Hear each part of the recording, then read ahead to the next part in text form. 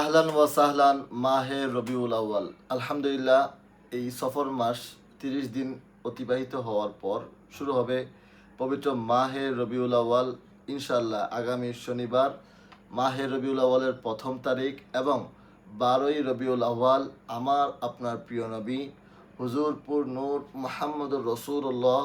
সাল্লাল্লাহু তাআলা আলাইহি ওয়াসাল্লাম, যার আগমনের কারণে আমরা মহান আল্লাহকে চিনতে পারলাম, যার আগমনের কারণে আমরা তৌহিদ কি তা জানতে পারলাম, যার আগমনের কারণে পুরো জগৎ আমাদের জন্য পবিত্র হয়ে গিয়েছে, সেই রহমতুল্লাহ আলমিন দোজাহানের বাদশাহ উম্মতের কান্ডারি হুজুরপুর নূর মুহাম্মদ রসুল্লাহ সাল্লাহ আলাইসাল্লামের শুভ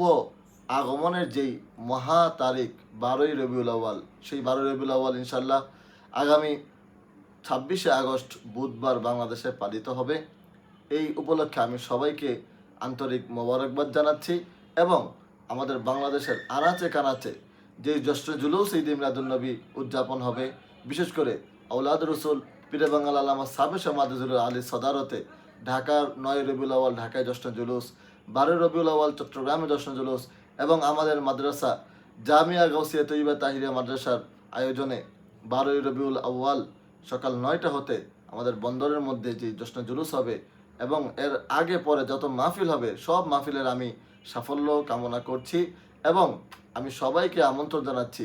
যে যে এলাকায় আছেন, যে যেখানে আছেন, সেখানে আপনার এই জ্যৈষ্ঠ জুলুসে, এই মাহফিলে, মিলাদ মাহফিলে, এই আয়োজনগুলিতে আপনারা অংশগ্রহণ করুন, শরিক হন, সামিল হন, আর্থিকভাবে, মানসিকভাবে, শারীরিকভাবে আপনারা এই মাহফিলগুলিতে অংশগ্রহণ করুন। নবীজি সাল্লাল্লাহু আলাইহি সাল্লামের প্রেম ভালোবাসা ছড়িয়ে দিন।